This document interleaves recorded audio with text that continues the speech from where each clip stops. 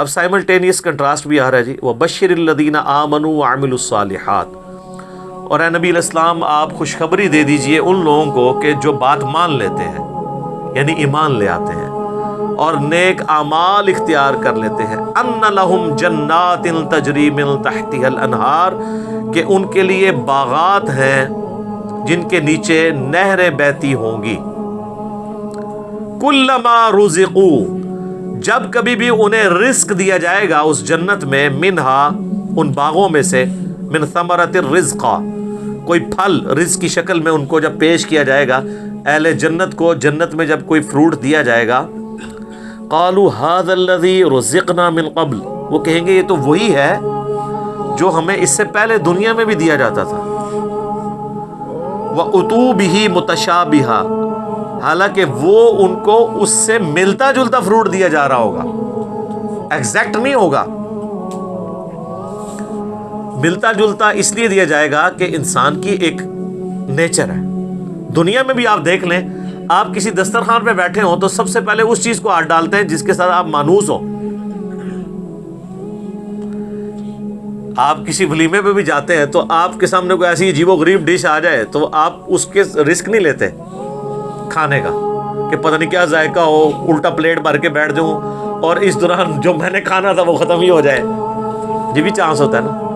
تو انسان مانوس اس چیز کے ساتھ ہوتا ہے جو پہلے اس نے اس کو ایکسپیرینس کیا ہو،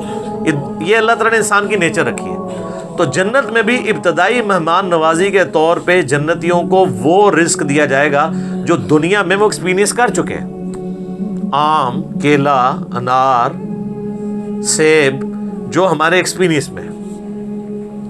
اب دیکھنے میں تو وہ فروٹ دیکھنے میں تو ویسا ہی ہوگا، تو وہ کھانے سے پہلے ہی بات کریں گے کہ تو یہ وہی چیز ہے، ایتھے بھی آ کے وہی کچھ، لیکن اللہ فرمائے گا کہ ان کے اس کی طرح کا ہوگا لیکن ویسا نہیں ہوگا۔ اب انور اٹور کا ذائقہ اور ایک دیسی آم کا ذائقہ برابر ہو سکتا ہے؟ دیکھنے میں تو دونوں ایک جتنے ہوتے ہیں، شکل و صورت بھی ملتی جلتی ہوتی ہے، لیکن زمین آسمان کا فرق ہے ٹیسٹ میں۔ اسی طریقے سے چونسے کا ٹیسٹ ہو یا کسی دوسرے آم کا، وہ برابر نہیں ہو سکتا۔ تو یہ تو دنیا میں اللہ نے اتنا فرق رکھا ہوا ہے، تو آخرت میں جو آم دیا جائے گا وہ دنیا والا آم نہیں ہوگا، ہاں شکل و صورت میں ضرور ملتا جلتا ہوگا، لیکن اس آم کی تو کیا بات ہے۔ اللہ تعالیٰ جنت میں ہمیں اپنے محبوب صلی اللہ علیہ وآلہ وسلم کا پڑوس نصیب فرمائے، آمین۔ وَلَهُمْ فِيهَا أَزْوَاجٌ مُطَهَّرَةٌ، اور وہاں پہ ہوں گی ان کے لیے پاکیزہ بیویاں۔ پاکیزہ بیویاں دنیا کی بیویاں بھی اور جنتی حوریں بھی، وہ آگے چل کے ذکر آ جائے گا اس حوالے سے۔ اچھا، جنت میں جتنی بھی نعمتیں ہیں نا، ان میں جو یعنی ڈومیننٹ نعمتیں ہیں، ان کا کچھ نہ کچھ حصہ اللہ نے دنیا میں اس حوالے سے رکھا ہے کہ انسان اس نعمت کو ایکسپیرینس کر سکے، لیکن وہ زمین آسمان کا فرق ہے، لیکن کسی درجے میں ایکسپیرینس کروایا گیا، اور ایکسپیرینس کروایا گیا ہے تو تبھی ان چیزوں میں اٹریکشن ہے، اگر اٹریکشن نہیں ہوگی تو اس کے لیے تگ و دو کون کرے گا۔ اچھا، اس سے یہ بھی بات پتہ چلی کہ جنت کا لالچ بھی اللہ تعالیٰ خود دے رہا ہے، لہذا یہ جو ڈاکٹرین مشہور کی گئی ہے کہ ہمیں دوزخ کے ڈر کی وجہ سے یا جنت کی لالچ میں عبادت نہیں کرنی چاہیے، اللہ کے لیے کرنی چاہیے، تو یہ بالکل جعلی ڈاکٹرین ہے۔ اس کو مولا علی علیہ السلام کی طرف لوگوں نے منسوب کر دیا ہے کہ وہ کہتے تھے میں تو اللہ کی عبادت صرف اللہ کے لیے کرتا ہوں، جنت کی جو ہے وہ طلب میں یا دوزخ کے ڈر کی وجہ سے نہیں کرتا۔ اس کے اوپر بھی میرا ایک کلپ ریکارڈڈ موجود ہے کہ یہ ڈاکٹرین صوفیاء نے پیش کی ہے، یہ قرآن کی ڈاکٹرین نہیں ہے، کیونکہ جنت کا جو لالچ ہے اس کے پیچھے لگنا اللہ ہی کی تو اطاعت ہے۔ یہ جنت کا لالچ شیطان نے دیا یا اللہ نے؟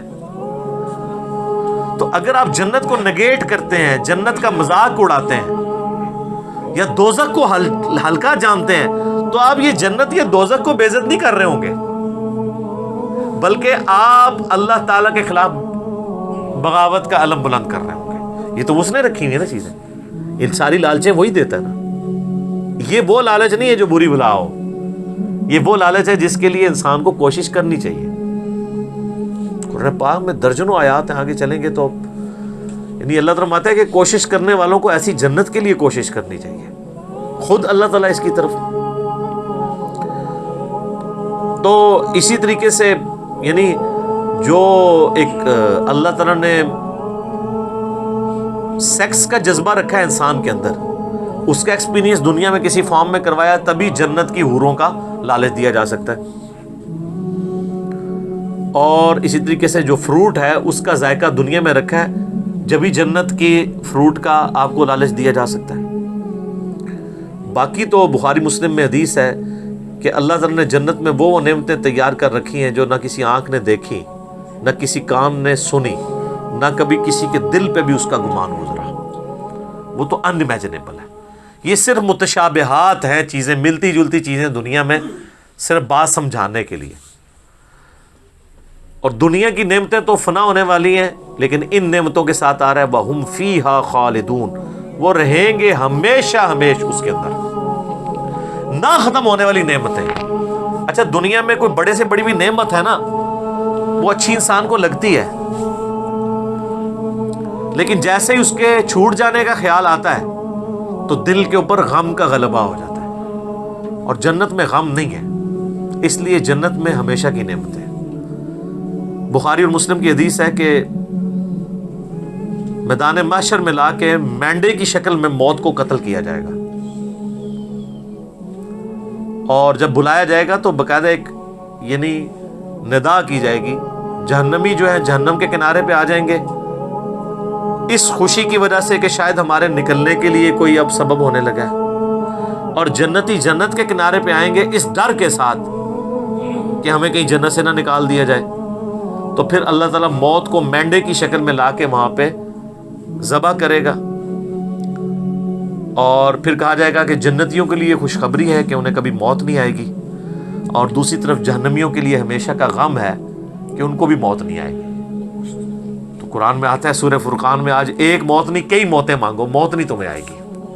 ہزاروں موتیں مانگو، موت نہیں آنے کی، کیونکہ موت آ جائے تو پھر تکلیف ختم ہو جائے، لیکن وہاں پہ موت نہیں آئے گی. اللہم اجرنا من النار، اللہم اجرنا من النار، اللہم اجرنا من النار، آمین. اللہم من احییتہ منا فاحیہ علی الاسلام، ومن توفیتہ منا فتوفہ علی الایمان،